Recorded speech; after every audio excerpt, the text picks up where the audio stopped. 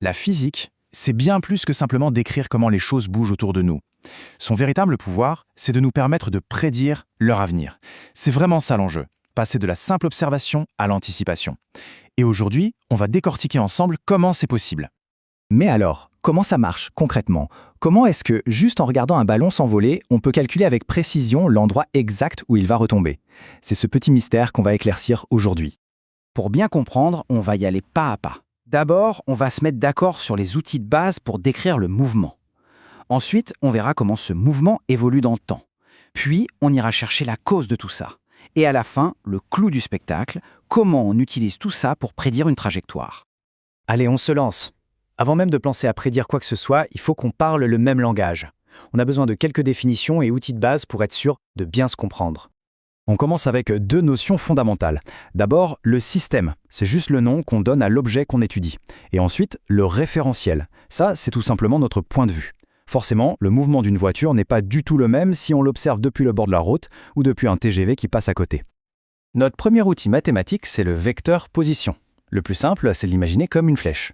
Une flèche qui part de notre point d'observation, l'origine, et qui pointe en permanence sur notre objet en mouvement. Les coordonnées au bout de cette flèche nous donnent sa position exacte à n'importe quel moment. Et évidemment, comme l'objet bouge, ces coordonnées changent avec le temps. Bon, maintenant qu'on sait où se trouve notre objet à chaque instant, on peut passer à l'étape suivante. Parce que ce qui nous intéresse, c'est le mouvement. Et le mouvement, par définition, c'est le changement de position. Alors comment on décrit ce changement ?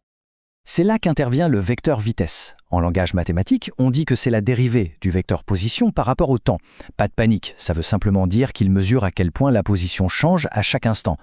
Il nous donne deux informations cruciales en une, à quelle vitesse l'objet se déplace et dans quelle direction il va. Mais on peut aller encore plus loin, parce que la vitesse, elle aussi, elle peut changer. Pour décrire ce changement de vitesse, on utilise le vecteur accélération. C'est exactement la même logique, c'est la dérivée de la vitesse. Il nous dit si l'objet est en train d'accélérer, de freiner ou même simplement de tourner. Et là, on voit se dessiner une mécanique super logique. Tout s'enchaîne parfaitement. On part de la position, on dérive une fois pour voir comment elle change, et hop, on obtient la vitesse. On dérive la vitesse pour voir comment elle change à son tour, et on obtient l'accélération. C'est une véritable cascade qui nous permet de décortiquer n'importe quel mouvement. Jusqu'ici, on a vu le comment. Comment décrire un mouvement. Maintenant, on va s'attaquer à une question beaucoup plus profonde. Le pourquoi. Qu'est-ce qui est à l'origine d'un changement de mouvement? C'est la question fondamentale.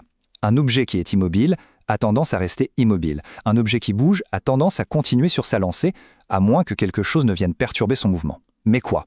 La réponse, en un mot, les forces. Et en fait, il n'y a que deux scénarios possibles. Premier cas de figure, toutes les forces qui s'appliquent sur l'objet s'équilibrent. Elles se compensent parfaitement. Le résultat, son mouvement ne change pas.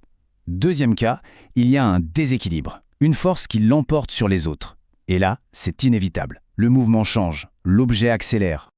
C'est ce qu'on appelle le principe d'inertie, la première loi de Newton.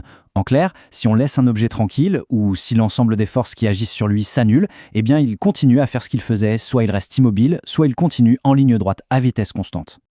Et voici la pièce maîtresse, la deuxième loi de Newton. C'est la formule qui relie tout. Elle nous dit que la somme des forces, qui est la cause, est directement égale à la masse de l'objet multipliée par son accélération, qui est l'effet. C'est ce lien mathématique qui nous ouvre grand les portes de la prédiction. Bon, assez de théorie. Il est temps de mettre tout ça en musique. On va voir maintenant comment tous ces concepts s'articulent pour nous permettre de prédire un mouvement dans une situation bien réelle. Et pour notre application, on va prendre l'exemple d'un saut en parachute. C'est un cas d'étude parfait, parce qu'il nous montre très clairement comment les forces, et donc l'accélération, évoluent tout au long du mouvement. Alors, sur notre parachutiste, quelles sont les forces en jeu? Il y en a principalement deux. D'un côté, on a son poids, qui est une force constante qui l'attire inexorablement vers le sol, et de l'autre, on a les frottements de l'air, une force qui s'oppose à sa chute et dont l'intensité, elle, va dépendre de sa vitesse. Et tout le saut peut se décomposer en 4 phases bien distinctes. Phase 1, la chute initiale. Au début, le poids est bien plus fort que les frottements. Le parachutiste accélère vers le bas. Phase 2, la vitesse terminale. En accélérant, les frottements augmentent, jusqu'au moment où ils deviennent exactement égaux au poids. À cet instant, les forces se compensent, l'accélération devient nulle et la vitesse atteint un maximum constant. Phase 3, l'ouverture du parachute. D'un coup, la surface augmente. Les frottements deviennent énormes, bien plus grands que le poids. La force nette est dirigée vers le haut, ce qui provoque une forte décélération. Le parachutiste est freiné brutalement. Et enfin, phase 4, la descente finale. Sa vitesse a beaucoup diminué, donc les frottements aussi. Un nouvel équilibre est atteint, et il descend tranquillement à une vitesse faible et constante jusqu'au sol. Et voilà, on a bouclé la boucle. La logique est là, limpide.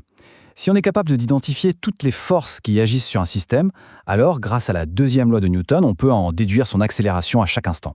Et si on connaît l'accélération, par le calcul inverse de la dérivation, on peut prédire sa vitesse et sa position future. On est passé de la description à la prédiction. Et cette idée nous amène à une question finale, un peu vertigineuse. Si ce raisonnement fonctionne pour un parachutiste, pourquoi ne fonctionnerait-il pas à une plus grande échelle ?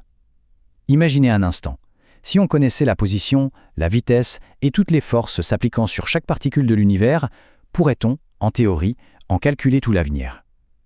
C'est une pensée fascinante qui montre bien toute la puissance qui se cache derrière ces quelques lois physiques.